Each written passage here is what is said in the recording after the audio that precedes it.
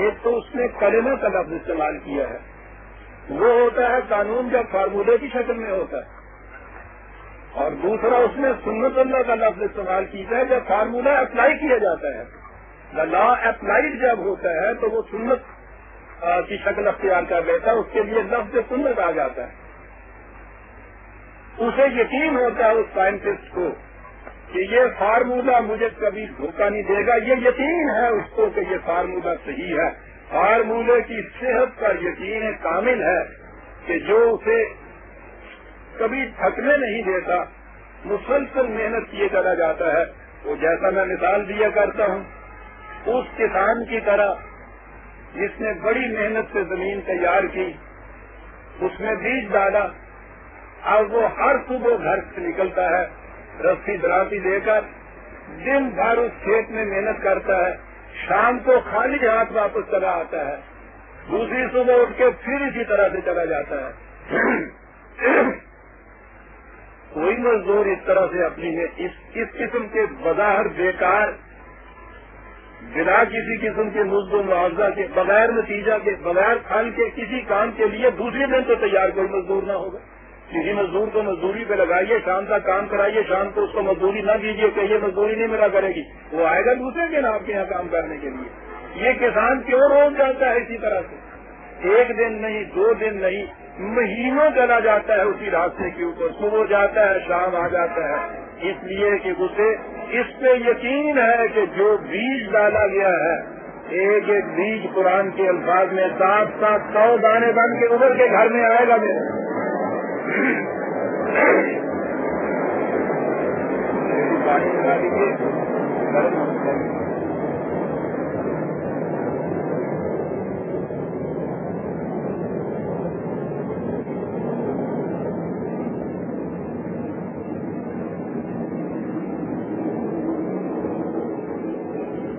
اسے اس فارمولہ، اس پروسیس کے صداقت پر یقین ہونا چاہیے. 27/79 27/89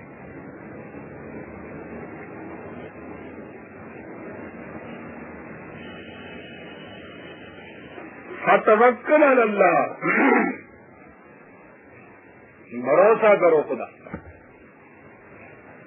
انک علی الحق المبین، اس لیے کہ تو یقینی طور پر ایک سچی بات کو لیے ہوئے ہے.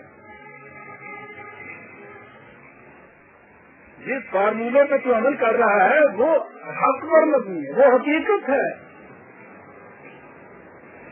اس میں کوئی غلطی نہیں، کوئی اشتباہ نہیں، وہ محض ایک افسانہ نہیں، ایک تصوراتی چیز نہیں. اب تو آپ کو معلوم ہے نا کہ وہ صداقت جو ٹھوس نتائج پیدا کر کے سامنے آ جائے.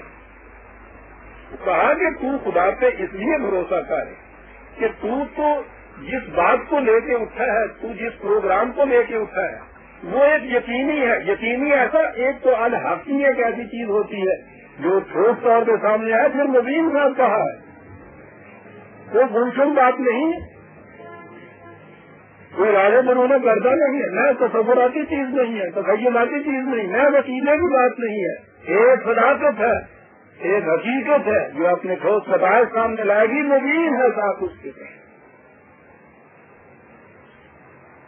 اس یقین کے ساتھ چلنے والا، اس فارمولے پہ عمل کرنے والا اس دہقان کی طرح جیسا میں نے عرض کیا ہے، وہ 4 مہینے 5 مہینے 6 مہینے اتنا عرصہ مسلسل استقامت سے اس کے اوپر گامزن رہے گا. یہ ہے تقویٰ اور صبر، خدا کے اس قانون پہ یقین اور استقامت سے اس کے اوپر عمل پیرا رہتے ہوئے. یہ جو ہے خدا کے اس قانون پہ یقین، یہ ابتدائی شرط ہے، بنیادی شرط ہے کسی کام کے لیے. اگر آپ کو فارمولے کی صداقت پہ یقین ہی نہیں ہے، آپ کبھی اس پر ٹرائی نہیں کرتے. اگر آپ تجزب میں ہیں کہ یہ راستہ وہاں جائے گا یا نہیں جائے گا، آپ قدم نہیں اٹھاتے اس سے. کون سا سپاہی جہاز سے چھلانگ لگا دے گا اگر اس کو یہ یقین نہ ہو کہ یہ پیراشوٹ کی چھتری مجھے بچا لے گی؟ کون سا سپاہی میدان جنگ میں دشمن کے سامنے سینہ سپر ہو کے کھڑا ہو جائے گا اگر اس کو یقین نہ ہو کہ میرے ہاتھ کا جو پاؤڈر ہے یہ بھی گولی چلا کے دوسرے کے چھلنی کر دے گا، دوسرے کے سینے کو؟ یقین ہے ان چیزوں کے اوپر. اپنے مقصد کی حقانیت پہ یقین، اس کے لیے جو سامان ذرائع ہیں ان کے اسلحہ ہونے کے اوپر، ان کے ریپیٹرس ہونے کے اوپر یقین کامل، صحیح پروگرام، صحیح رہنمائی، صحیح ہدایت، اس سے جو اعتماد پیدا ہوتا ہے اسے توکل کہا جاتا ہے۔ اِنَّا کا عَلَى الْحَقِّ الْمُبِينِ، یہ حق مبین کس طرح سے آتا ہے؟ 33/1 31/1۔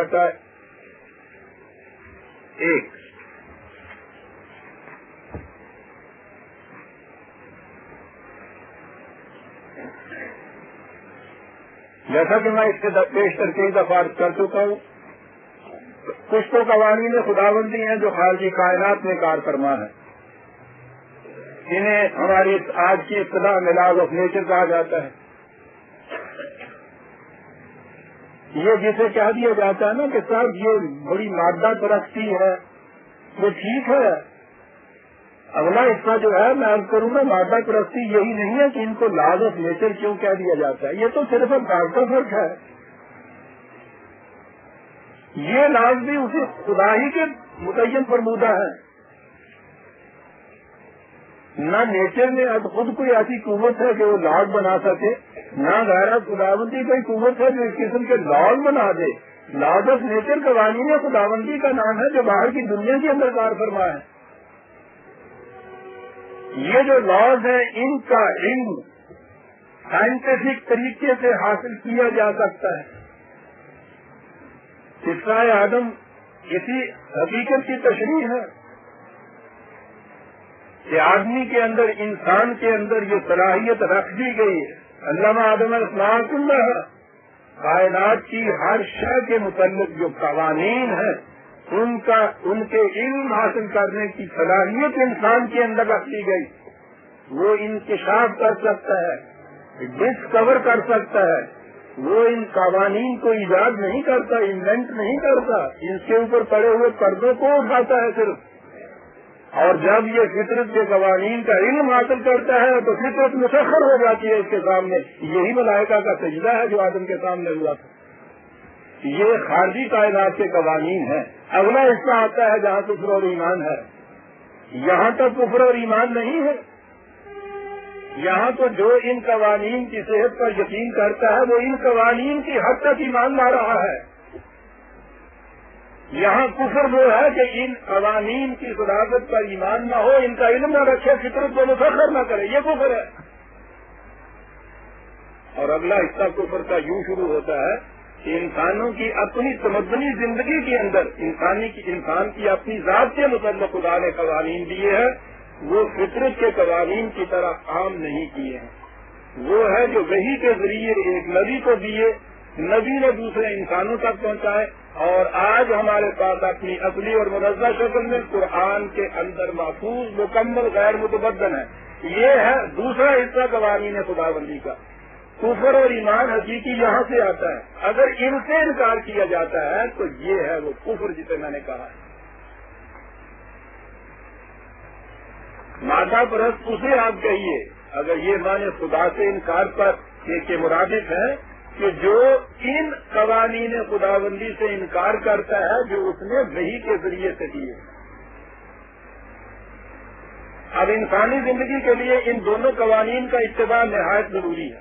فطرت کے قوانین کا علم حاصل کر کے فطرت کو مسخر کرنا، اور جو قوتیں اس طرح سے حاصل ہوں انہیں ان قوانین کے تابع صرف کرنا جو وحی کے ذریعے سے ملی ہے۔ یہ ہے عزیزان من جسے اسلام کہتے ہیں۔